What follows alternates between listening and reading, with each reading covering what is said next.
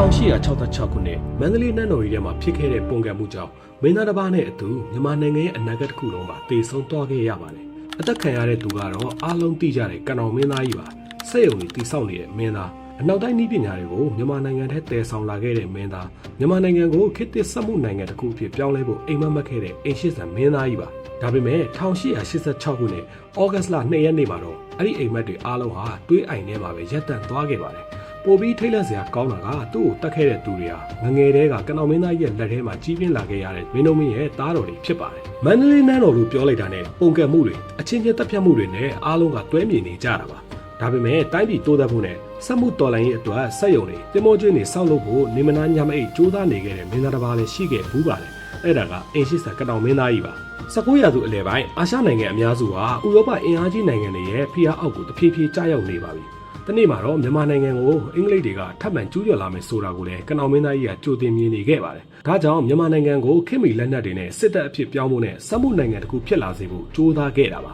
။မင်းတို့မင်းနှံ့သက်ပြီးနောက်ထူးခြားတဲ့ဆုံးဖြတ်ချက်တစ်ခုချခဲ့ပါတယ်။အဲ့ဒါကသားတော်တွေကိုကြော်ပြီးညီတော်ဖြစ်တဲ့ကဏ္ဍမင်းသားကိုအင်ရှင်းစံအဖြစ်ခန့်အပ်လိုက်တာပါ။ဒီဆုံးဖြတ်ချက်ဟာနိုင်ငံအတွက်ကောင်းခဲ့ပါတယ်။ဒါပေမဲ့နန်းတော်တွေကလူတချို့အတွက်ကတော့လုံးဝလက်မခံနိုင်တဲ့အရာဖြစ်ခဲ့ပါတယ်။အထူးသဖြင့်မင်းတို့မင်းရဲ့သားတော်တွေကမြင်ကွင်းမင်းသားဖြစ်ပါတယ်။သူဟာဘရင်ကြီးရဲ့သားအကြီးဆုံးဖြစ်ပြီးတော့ထိနှံ့တဲ့အနီးဆုံးလူလို့ထင်ထားတဲ့လူပါဒါပေမဲ့အာနာရဲ့အနီးဆုံးမှာသူမဟုတ်ပဲကဏ္ဍမင်းသားရက်နေခဲ့ပါတယ်နှစ်တွေကြာလာတာနဲ့အမျှဒီမကျဉ်းတတ်မှုဟာပို့ပြီးတော့ကြီးထွားလာခဲ့ပါတယ်မြင်ကွင်းမင်းသားကဘလို့လူမျိုးလဲဆိုရင်မင်းတို့မင်းသားမြစ်ထားတဲ့အမဲသားမစားရဘူးဆိုတဲ့အမိန့်အပြင်မင်းတို့မင်းကိုယ်တိုင်ဘေးမဲ့ပေးထားတဲ့မင်္ဂလာနွားဖြူတော်တွေကိုပါတပ်ပြီးစားပစ်ခဲ့တဲ့သူပါသူနဲ့အတူစိုးပေါ်စိုးဘက်အဖြစ်ညီငယ်မြင်းကုန်နိုင်မင်းသားပါပါသေးတယ်ဒါဟာတာမန်စည်းကမ်းဖောက်တာမဟုတ်တော့ပါဘူးဘင်းရဲ့အာဏာကိုဒဲဆင်ခေါ်လိုက်တာပါမင်းတို့မင်းကဒီလိုရဲ့အတွက်သူ့သားတွေကိုဆုံးမဖို့ကဏ္ဍမင်းသားထက်အပ်လိုက်ပါတယ်မင်းမိတ်ကိုဖီဆန်တဲ့အတွက်တေတံထိပေးလို့ရပေမဲ့ကဏ္ဍမင်းသားကသူ့တွေကိုချစ်လို့မပေးခဲ့ပါဘူးအချုပ်ထဲမှာပဲထည့်ထားခဲ့ပါတယ်ဒါပေမဲ့မင်းသားတွေကကျေးဇူးမတင်ခဲ့ပါဘူး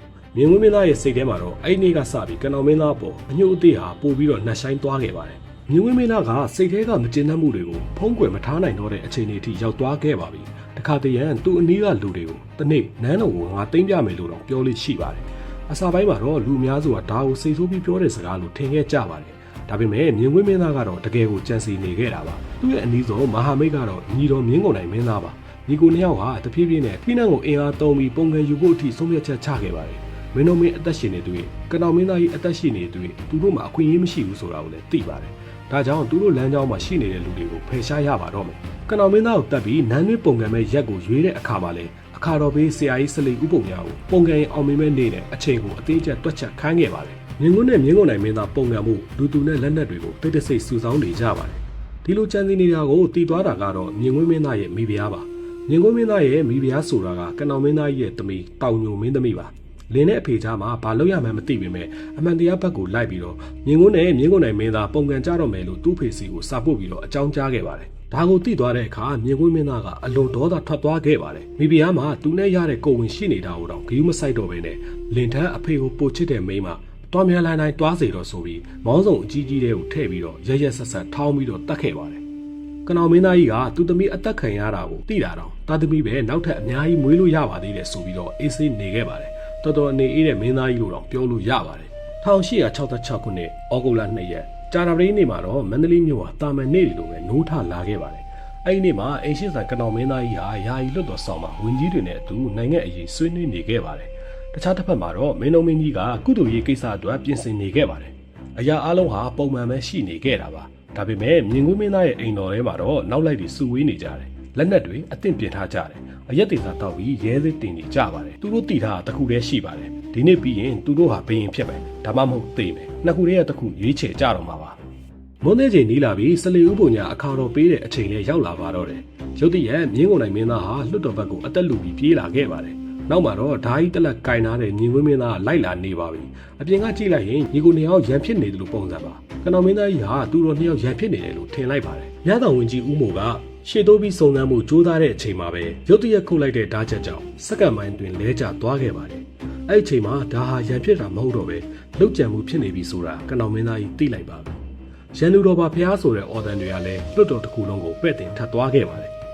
ကနောင်မင်းသားဟာလွတ်တော်ဘော်ကိုပြေးတက်ဖို့ကြိုးစားခဲ့ပါတယ်ဒါပေမဲ့ငဖြူသီးဆိုတဲ့မြင်ကွင်းမင်းသားရဲ့လူယုံတော်ကအရင်ဆုံးရောက်လာပြီးခုတ်လိုက်တဲ့ဓာချက်ကြောင့်ကနောင်မင်းသားရဲ့ခြေထောက်ကိုထိပြီးတော့လဲကျသွားခဲ့ပါတယ် ပြီးတော့မြင်းကုန်နိုင်မင်းသားကအရှိကိုတက်လာပြီးလဲကျနေတဲ့သူ့ရဲ့ဘာတွေတော့သူ့ကိုငငယ်တွေကထိန်းချောင်းနေခဲ့တဲ့လူနိုင်ငံရဲ့အနာဂတ်အတွက်ကြိုးစားနေခဲ့တဲ့လူအဲ့လိုလူကိုတနာခဲ့ခြင်းမရှိခဲ့ပါဘူးမြင်းကုန်နိုင်မင်းသားဟာကနောင်မင်းသားရဲ့ခေါင်းကိုဖျက်ယူလိုက်ပါတယ်ခင်မီတိုးတက်တဲ့မြန်မာနိုင်ငံရဲ့အိမ်မက်ဟာတွေးအိမ်နေထဲမှာပဲကနောင်မင်းသားနဲ့အတူလဲကျပျက်စီးသွားပါပြီမြင်းငွေမင်းသားရဲ့လူတွေဟာနန်းတွင်းတွေကိုအသင်းဝင်ရောက်လာကြပါပြီတချို့မင်းသားတွေဝင်ကြီးတွေနဲ့အရာရှိအများစုဟာလည်းနေရာမှာတွေအသက်ခံခဲ့ရပါတယ်မန္တလေးရှင်နန်းတော်ဟာနိုင်ပိုင်းအတွင်းစစ်မြေပြင်ဖြစ်သွားခဲ့ပါတယ်အဲ့ဒီအချိန်မှာမြင်းငွေမင်းသားရဲ့အစီအစဉ်ကရိုးရှင်းပါတယ်ကနောင်ကိုတက်ပြီးအခုမင်းတို့မင်းကိုတက်ပြီးတော့ထီးနှန်းကိုရယူဖို့ပဲကြံပါတော့တယ်မင်းတို့မင်းကြီးဟာလှုပ်ချန်သူတွေရောက်လာနေပြီဆိုတာကိုတီးလိုက်ရတဲ့အချိန်ပြေးဖို့လှုပ်ရင်းနဲ့သူ့ကိုတက်ဖို့တာဝန်ယူထားတဲ့ငပိုက်ကြီးနဲ့မျက်နှာချင်းဆိုင်တွေ့သွားခဲ့ပါတယ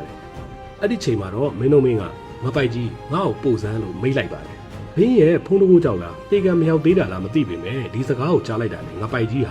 လှုပ်ကြံတက်ဖြတ်ဖို့မေးသွားပြီးတော့ဘင်းကိုကြောပိုးပြီးဘေးလွတ်ရာစီကိုခေါ်ဆောင်သွားခဲ့ပါတယ်ကနောင်မင်းသားကြီးကြာဆုံးသွားပြီမဲ့မင်းတို့မင်းအသက်ရှင်နေသေးတာကြောင့်မင်းတို့မင်းကိုတက်ပြီးထီးနှန်းကိုသိမ်းပိုက်ဖို့အတွက်ညင်ဝင်းမင်းသားရဲ့တပ်တွေဟာရွှေနန်းတော်စီကိုဆက်ပြီးတော့ခြိတက်လာခဲ့ပါတယ်နန်းတော်ရဲ့နောက်ဆုံးခံစစ်ကတော့တကားနေပါပဲတကားနေကြသွားရင်ဘင်းစီကိုရောက်ပြီဒါကိုနန်းတော်ဘက်ကလည်းသိတယ်လို့ပုံကန်သူဘက်ကလည်းသိပါတယ်ဒါကြောင့်တကားနေရှိပါအသေးကြီးတိုက်ပွဲကြီးစတင်ခဲ့ပါတယ်တိုက်ပွဲတွေအပြင်းထန်ဖြစ်နေတဲ့အချိန်မင်းဝင်းမင်းသားဟာနောက်ဆုံးနည်းလမ်းတစ်ခုကိုသုံးဖို့ကြိုးစားခဲ့ပါတယ်တကားနေကိုကာကွယ်နေတဲ့သူတွေထဲမှာမခေရမင်းသားလည်းပါဝင်နေပါတယ်